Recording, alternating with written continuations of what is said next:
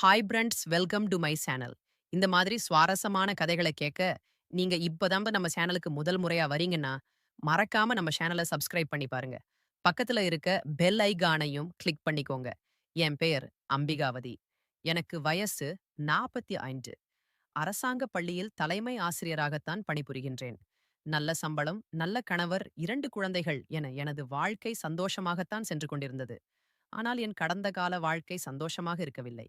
எனக்கு இது 2வது திருமணம்தான். என் முதல் திருமணத்தை பற்றியும், அதில் நடந்த கசப்பான அனுபவங்களை பற்றியும் நான் உங்களிடம் பகிர்ந்து கொள்ள ஆசைப்படுகின்றேன்.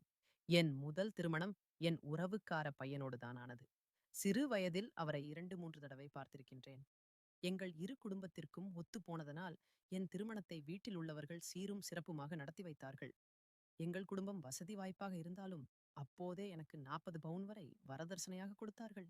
நான் கல்லூரி முடித்து 2, 3 மாதங்களிலேயே திருமணம் நடந்து முடிந்தது. எனக்கு ஒரு அண்ணன், அம்மா, அப்பா உள்ளார்கள். என் கணவர் வீட்டில் எங்களை விட வசதி வாய்ப்பு குறைவுதான். இருந்தாலும் பையன் நன்றாக இருந்தால் போதும் என்று முடிவெடுத்து என்னை திருமணம் செய்து வைத்தனர். என் கணவர் வீட்டில் அவருக்கு ஒரு தங்கையும், அவரின் அம்மா மட்டுமே உள்ளனர். அப்பா சில வருடங்களுக்கு முன்பே இறந்துவிட்டார். என் கணவர் தனியார் பேருந்தில் ஓட்டுநராக பணிபுரிந்து வந்தார். திருமணமான புதிதில் எங்களின் வாழ்க்கை சந்தோஷமாகத்தான் சென்று கொண்டிருந்தது. எனது மாமியாரும் கணவரின் தங்கையும் என் மேல் பாசமாகத்தான் இருந்தார்கள். நானும் கணவர் மேல் அவரது குடும்பத்தின் மீதும் பாசமாகத்தான் இருந்தேன். நாட்களும் மாதங்களாக தொடங்கினர். மாமியாரும் வீட்டில் வரும் உறவினர்களும் ஏதாவது ஒரு நல்ல செய்தி உண்டா என்று விசாரிக்க ஆரம்பித்தார்கள். நானும் இல்லை என்று பதிலளித்தேன். அப்போதெல்லாம் மாமியார் முகம் சற்று வாடி போகும். உறவினர்கள் சில பேர் ஆறுதல் கூறிவிட்டு செல்வர். சில பேரோ தங்களை மருத்துவராகி ஆலோசனைகளை கூறிவிட்டும் செல்வார்கள். இதற்கிடையில் கணவரின் தங்கைக்கு திருமணம் செய்ய முடிவெடுத்து மாப்பிளை பார்க்கவும் தொடங்கினர். கணவரும் மாமியாரும் எதிர்பார்த்தது போலவே நல்லிடத்தில் சம்மதமும் கிடைத்தது. ஆனால் அவர்கள் கேட்கும் வரதட்சணையை கொடுக்கும் அளவிற்கு கணவர் வீட்டில் வசதியில்லை. அந்த சம்மதத்தை தவறு விடுவதற்கும் அவர்களுக்கு விருப்பமில்லை. அவரின் நிலையை புரிந்து கொண்ட நான் என்னிடமிருந்த 20 பவுன் நகையை எடுத்து திருமணத்தையும் நடத்தி வைத்தேன். பிறகு கணவருக்கு சொந்தமாக கார் வாங்கி வாடகைக்கு ஓட்ட வேண்டும் என்ற ஆசை அவருக்கு வந்தது.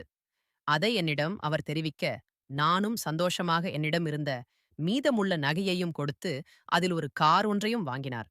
ஆனால் நாங்கள் எதிர்பார்த்தது போல அந்த கார் இதனால் லாபம் கிடைக்கவில்லை. மாறாக கையிலிருந்து செலவு செய்யும்படி ஆகிவிட்டது. கணவரும் யோசித்து வாங்கிய வேகத்திலேயே ஒன்றுக்கு பாதியாக காரை விற்றுவிட்டார். மீதி இருந்த காசை கையில் வைத்துக்கொண்டு வேலைக்கு செல்லாமல் குடும்பம் நடத்தி வர அதுவும் வெகு சீக்கிரமாக கரைந்து விட்டது. பிறகு மீண்டும் அதே ஊற்றுனர் வேலைக்கு சேர்ந்து விட்டார். இந்த 6 மாத காலத்தில் 20 பவுன் நகை போனதுதான் மிச்சம். ஆனால் அதை பற்றி நான் கவலைப்படவில்லை. எனது கணவர் எப்படியும் சம்பாதித்து எதற்கு இதற்கு மேலாக நல்ல நன்மைப்படியாக என்னை பார்த்துக் கொள்வார் என்ற நம்பிக்கை எனக்கு இருந்தது. இப்படியாக எங்களின் திருமண வாழ்க்கை 2 வருடத்தை கடந்துவிட்டது. ஆனால் இதுவரை எனக்கு குழந்தை பாக்கியம் உண்டாகவில்லை.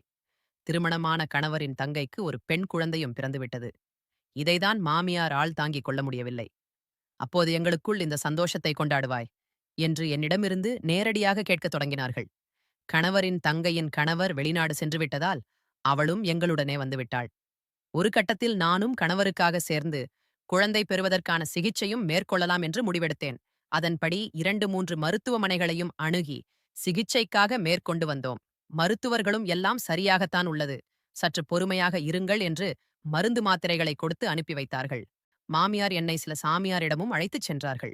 கோயில் குலங்கள் என்று சில விரதங்களையும் இருக்கச் சொன்னார்கள். நானும் அவர்கள் சொல்லியவற்றையை தட்டாமல் செய்து கொண்டிருந்தேன். 2 வருடங்களும் அப்படியே சென்றது.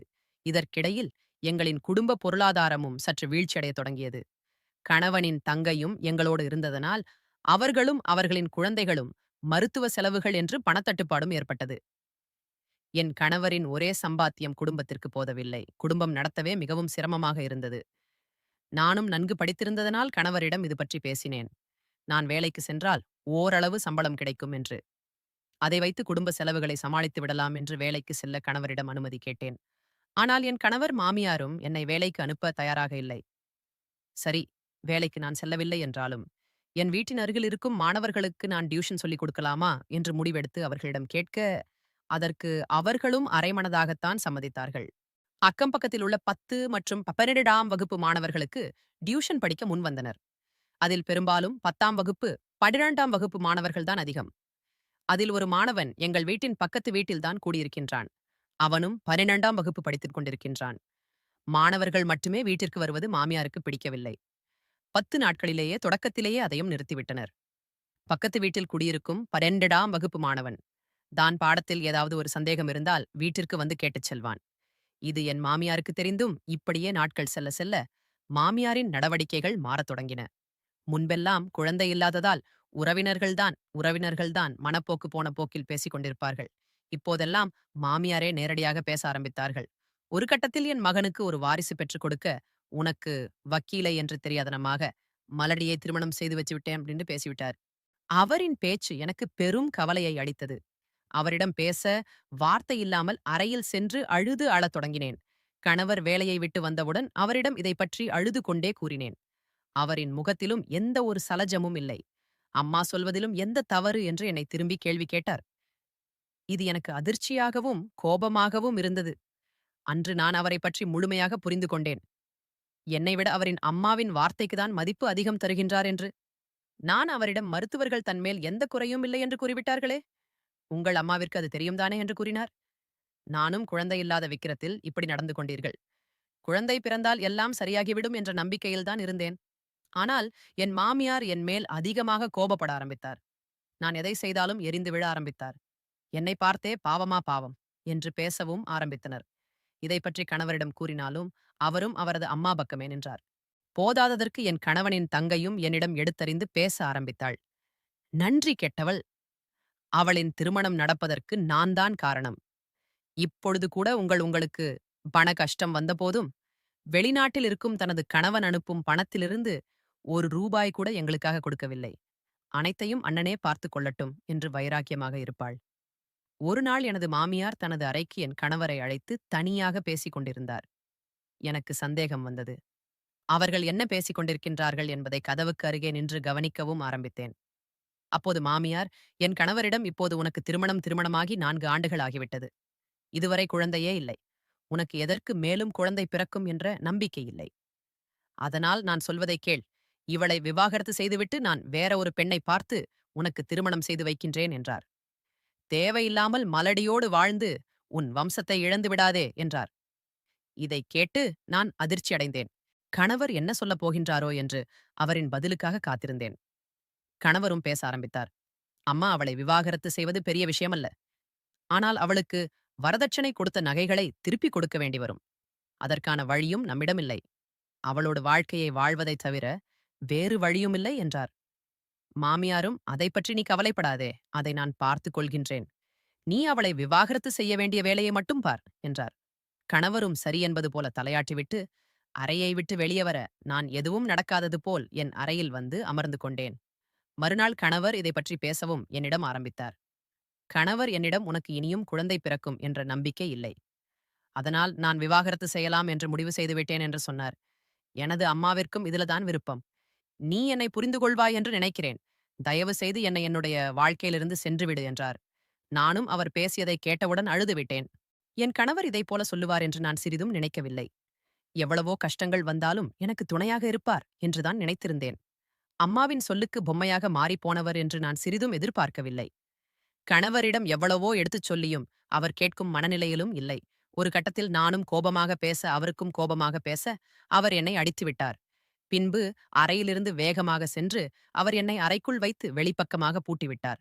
அப்போது பிறகு அம்மாவையும் தனது தங்கையும் அழைத்த கணவர் அம்மாவின் அறைக்கு சென்று தனியாக பேச ஆரம்பித்தார். அவர்கள் என்ன பேசிக் கொண்டார்கள் என்பது எனக்கு தெரியவில்லை. ஒரு மணி நேரம் கழித்து எனது அப்பா, அம்மா மற்றும் ஊரில் உள்ள சில பேரும் கூடிவிட்டனர். எனது அப்பாதான் கதவை திறந்து விட்டார். எனக்கு ஒன்றும் புரியவில்லை. எனது அம்மா என்னை பார்த்து அழுது கொண்டிருந்தார். பிறகு அனைவரும் அமர்ந்து பேச ஆரம்பித்தனர். எனது மாமியாரும் தான் முதலில் பேச ஆரம்பித்தார். உங்களின் பெண்ணின் மீது பல நாட்களாகவே எங்களுக்கு சந்தேகம் இருந்தது. இன்றுதான் கையும் காலுமாக பிடித்துவிட்டோம். பக்கத்து வீட்டு பையன் ஓடிவிட்டான் என்றனர். எனக்கு இது அதிர்ச்சியாக இருந்தது.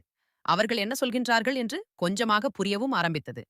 விவாகரத்தை கொடுக்க மறுத்ததால் எனது நடத்தியின் மேல் பலி சுமர்த்தி என் கருப்புக்கு களங்கம் விளைவித்து பக்கத்து வீட்டு பையனோடு சேர்த்து வைத்து என்னை வீட்டை விட்டு துரத்திவிடலாம் என்று மூவருமாக முடிவு செய்துள்ளனர் என்பது அவளுக்கு புரிந்து போனது. என் கணவரும் நானும் என் கண்ணால் பார்த்துவிட்டேன். ஆனால் நான் உங்களுக்கு தகவல் கொடுத்தேன். நடந்ததை நடத்த கெட்டவளை இனிமேல் எனக்கு ஒரு நிமிடம் கூட வாழ முடியாது. உங்களின் பெண்ணை கூட்டி செல்லுங்கள் என்று எனது அப்பாவை பார்த்து கோபமாக கத்தினர். எனது அப்பாவும் ஒன்றும் பேச முடியாமல் தலை குனிந்து அமர்ந்திருந்தனர். நானும் அப்பா அவமானப்படுத்துவதை பொறுக்க முடியாமல் அவர்கள் பொய் சொல்கின்றார்கள் என்று கத்த ஆரம்பித்தேன். ஆனால் ஊரில் உள்ள பெரியவர்களோ, எங்களுக்கு நன்றாக தெரியும். நீ அந்த பையனை அடிக்கடி மாலையில் நின்று பேசிக் கொண்டிருப்பதை நாங்கள் எங்களின் கண்களால் நாங்கள் பார்த்துள்ளோம் என்றனர். அவர்கள் சொல்லிதான் தெரிய வேண்டிய அவசியம் எங்களுக்கு இல்லை. எங்களுக்கு நன்றாகவே தெரியும் என்றனர். நானும் அவர்களிடம் அவன் படிப்பு விஷயமாகத்தான் என்னிடமும் கேட்பான். அதற்கும் அதிலுள்ள சில கிழவன்களும் உங்களை படிக்க வைப்பதனால்தான் வந்தவினை என்று அவள் நக்கல் அடித்தபடி செலுத்தினர். ஒரு கட்டத்தில் அப்பா அவமானப்படுவதை விரும்பாத அம்மா என்னை அந்த வீட்டிலிருந்து கிளம்ப சொன்னார். நானும் எனக்கு தேவையானதை எடுத்துக்கொண்டு நானும் ஒரு முடிவு எடுத்துவிட்டேன். இனிமேல் இந்த நகரத்தில் வாழ வேண்டாம் என்று. வரும்பொழுது கோபத்தின் உச்சியிலிருந்த நான் அனைவரும் முன்னாலும் கணவன் என்ற போர்வையிலிருந்த துரோகியின் முகத்தில் காரி துப்பிவிட்டுதான் வந்தேன். என் அப்பாவிற்கும் அம்மாவிற்கும் என்னை பற்றி நன்றாக தெரியும். எந்த காலத்திலும் அதே போல ஒரு தவறு செய்திருக்க மாட்டேன் என்று அவர்கள் ஊரார் சொல்லுவதை நம்பவில்லை. இருந்தாலும் சில நாட்கள் வரை கவலையாகத்தான் இருந்தனர். நானும் அப்படித்தான். அந்த அயோக்கியனை நம்பி இவ்வளவு நாள் பாசம் வைத்திருந்தோமே என்று மனதளவில் மிகவும் பாதிக்கப்பட்டிருந்தேன். எனது அப்பாவும் எனக்கு வரதட்சணையாக கொடுத்த நகையை பற்றி ஊர் பெரியவர்களிடம் கேட்க அவர்களோ தவறு செய்தது உன் பெண்தான். அவர்கள் எதையும் திருப்பிக் கொடுக்க வேண்டிய அவசியமில்லை.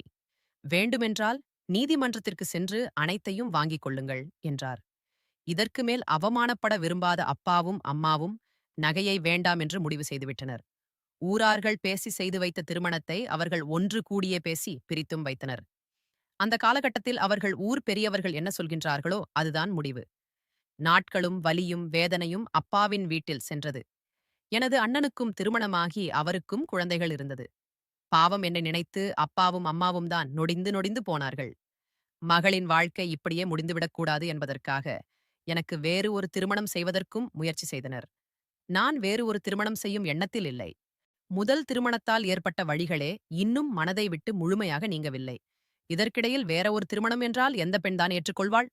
ஆனாலும் என் அப்பா தனக்கு தெரிந்தவர்களிடம் சொல்லி வைத்திருந்தார். அவர்களுக்கும் சில வரன்களை அளித்து வந்தன.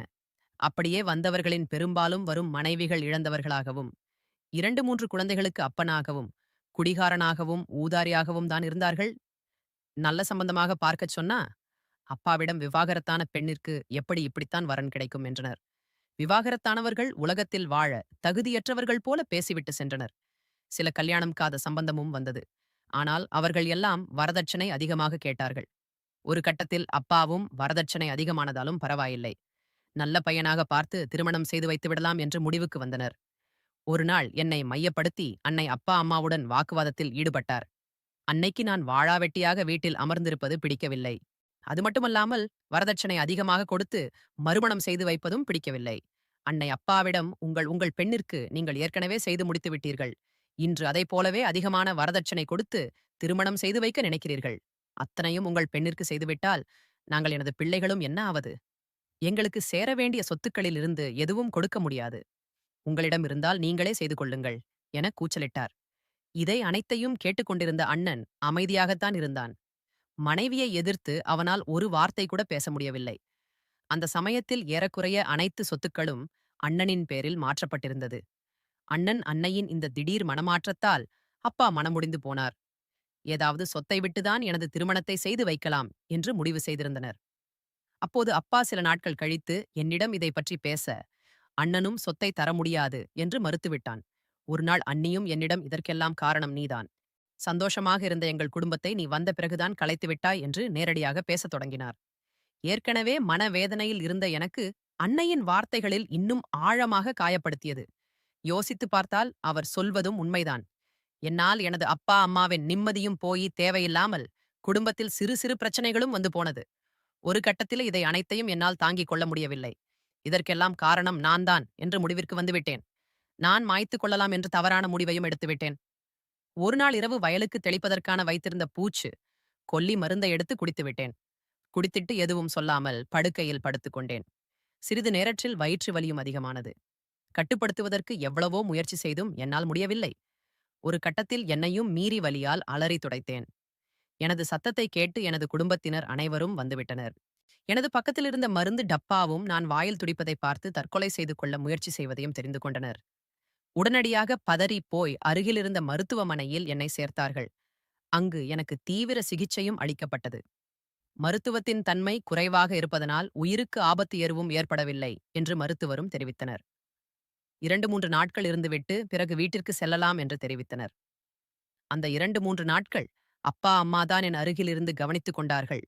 நான் எடுத்த இந்த தவறான முனைவை நினைத்து அப்பதான் என்னை பார்த்து பார்த்து கதறி அழுது கொண்டிருந்தனர். அந்த மருத்துவமனை மிக சிறிய கிராமம் என்பதால் 2, 3 வெட்டுக்கள் மட்டுமே கொண்டிருந்தது, வெட்டுக்கள் மட்டுமே கொண்டிருந்தது. அதன் உள்ளேயே மெடிக்கல் ஷாப்பும் இருந்தது. அதில் ஒரு இளைஞனும் வேலை பார்த்துக் கொண்டிருந்தான். அவரின் பெயர் ராமு. இரவு நேரத்தில் அவர்தான் மருத்துவமனைக்கு காவல். இரவு நேரங்களின் போது போகாமல் எனது அப்பாவும் அம்மாவும் அவரோடுதான் பேசிக் கொண்டிருந்தார்கள். அவரும் உங்கள் மகள் என்பதற்காக எதற்காக தற்கொலை செய்து முயற்சி செய்தால் என பெற்றோர்களிடம் கேட்க ஆதங்கத்தில் இருந்த அவர்களும் அனைத்து உண்மைகளையும் அவரிடம் கூறினர். பிறகு 3, 4 தினங்களில் வீடு திரும்பினோம். எனது அம்மாவும் மீண்டும் இதைப் போலவே ஆகிவிடக்கூடாது என்பதற்காக முன்னைவிட அதிகமாக கவனிக்கத் தொடங்கினார். ஒரு சில நாட்கள் கழித்து மருத்துவமனையில் பணிபுரிய ராமு தனது குடும்பத்துடன் என்னை பெண் கேட்டு வந்தனர். எனது அப்பாவும் அம்மாவும் மிகுந்த சந்தோஷமும் அடைந்தனர். ஆனால் எனக்கு மீண்டும் ஒருமுறை திருமணம் செய்து கொள்ள மனம் விரும்பவில்லை. அப்போது ராமும் என்னிடம் உங்களின் மேல் பரிதாபப்பட்டுதான் நான் இந்த திருமணம் செய்து கொள்ள விரும்பவில்லை. உண்மையிலேயே உங்களை எனக்கு மிகவும் பிடித்திருக்கின்றது. நன்றாக யோசித்து ஒரு நல்ல முடிவாக எடுங்கள் என்று கூறிவிட்டு சென்றார். அப்பாவும் அம்மாவும் நான் நினைத்தது அதிகமாக என்னை நினைத்து கவலைப்பட ஆரம்பித்தார்கள். அவர்களும் என்னை திருமணம் செய்து கொள்ளும்படி வற்புறுத்தினர். முதல் வாழ்க்கை நான் நன்றாக அமையவில்லை. இந்த வாழ்க்கை அவனது இறைவன் நன்றாக அமைத்து தருவானா என்று ஆறுதல் கூறினர். நானும் எனக்காக இல்லாவிட்டாலும் அப்பா அம்மாவிற்காக திருமணத்திற்கு சம்மதித்தேன். எங்களின் திருமணமும் கோயிலில் எளிமையாக நடந்தது. வரதட்சணை ₹1 கூட வாங்கவில்லை. இதில் அவர் என் மேல் மரியாதை, எனக்கு மரியாதையும் அதிகமானது. எங்களின் இல்லற வாழ்க்கையும் இனிமையாக தொடங்கியது. சில நாட்களிலே அவரை பற்றி முழுமையாக தெரிந்து கொண்டேன். முதல் கணவரைப் போன்ற கேடுகெட்ட மனிதர்கள் வாழும் இந்த உலகில்தான் 2வது கணவரான ராமுவும் போல எனக்கு நல்லவனும் வாழ்ந்து கொண்டிருக்கின்றார்கள். ராமு நான் படித்த படிப்பு வீணாகக் கூடாது என்பதற்காக, இதற்காக விருப்பம் இருந்தால் வேலைக்கு செல்லலாம் என்று அனுமதித்தார். நானும் அரசாங்க ஆசிரியருக்கான தேர்வை எழுத அதிர்ஷ்டவசமாக அந்த வேலையும் எனக்கு கிடைத்தது. என்னை விட எனது கணவர் ராமு அதில் அதிக சந்தோஷம் அடைந்தார். வேலையும் வேறொரு ஊரில் கிடைக்க என்னோடு சேர்ந்து அவரும் வந்துவிட்டார். அங்கே சொந்தமாக மெடிக்கல் ஷாப் ஒன்றையும் ஆரம்பித்தனர். இறைவனின் அருளால் அதுவும் நல்லபடியாக சென்றது. எங்களின் அன்பிற்கு அடையாளமாக 2 குழந்தைகளும் பிறந்தனர். மலடி என்ற பெயரிலிருந்து அம்மா என்ற அந்தஸ்தை கொடுத்த என் குழந்தைகள்தான். எங்களுக்கென்று வீடும் சொந்தமாக கட்டிக்கொண்டோம். நானும் எனது அப்பாவையும் அம்மாவையும் அழைத்து என்னுடன் வைத்துக் கொண்டேன். நாங்கள் இப்போது எங்கள் வாழ்க்கையை சந்தோஷமாக வாழ ஆரம்பித்தோம். அதற்கு காரணம் என் கணவர் ராமு. ஏனெனில் அந்த அளவிற்கு என்னை அன்பாக பார்த்துக் கொண்டார். எனது பெற்றோர்களையும் குழந்தைகளையும் அன்பாக கவனித்துக் கொண்டார். ஒரு நாள் உறவினர் மூலமாக எதைப் பற்றி தெரிந்து கொள்ளக்கூடாது என்று நினைத்தேனோ அதை பற்றி தெரிந்து கொள்ள அன்று முழுவதும் சிரித்துக் கொண்டிருந்தேன். என் முதல் கணவருக்கு கல்லூரியில் படித்துக் கொண்டிருக்கும் ஒரு பெண்ணோடு பழக்கம் ஏற்பட்டதாகவும், சில நாட்களிலேயே திருமணம் செய்து கொண்டதாகவும், அதன் பிறகு என்னை இந்த இளைஞனோடு சேர்த்து வைத்து பேசினார்களோ, அதே பக்கத்து வீட்டு இளைஞனோடு அந்த பெண்ணும் ஓடிவிட்டதாகவும் கேள்விப்பட்டேன். போகும்போது கூட என் முதல் கணவன் ஆண்மை இல்லாதவன் என்று அவமானப்படுத்திவிட்டு சென்றதாகவும் கேள்விப்பட்டேன். எனக்கு செய்த துரோகத்திற்கு அவர்களுக்கு கிடைத்த தண்டனை குறைவுதான். ஆனாலும் அவர்கள் அப்படி செய்ததால்தான் நல்ல கணவரும் நிம்மதியான வாழ்க்கையும் எனக்கு கிடைத்தது. அதனால் அமைதியாக அவர்களைப் பற்றி சிந்திக்கவில்லை. நானும் அவர்களை கடவுள் பார்த்துக் கொள்வார் என்று விட்டுவிட்டேன். இப்போது நானும் தலைமை ஆசிரியராக பணியாற்றி எனது பணிகளையும் சிறப்பாக செய்து வருகின்றேன். அது மட்டுமல்லாது இவ்வளவு அழகான குடும்பத்தை கொடுத்ததுக்கு என் கணவருக்கும் நன்றி. கணவனின் குழந்தைகளை நல்லபடியாக வளர்ப்பதற்கு எனக்கு ஒரு நல்ல ஆயுளையும் கொடுக்க வேண்டும் என்று கடவுளிடம் நான் பிரார்த்தனை செய்கின்றேன். இந்த கதை பிடிச்சிருந்துச்சு அப்படின்னா லைக் அண்ட் ஷேர் பண்ணுங்க. கீழ இருக்கிற கமெண்ட் பாக்ஸ்ல கமெண்ட்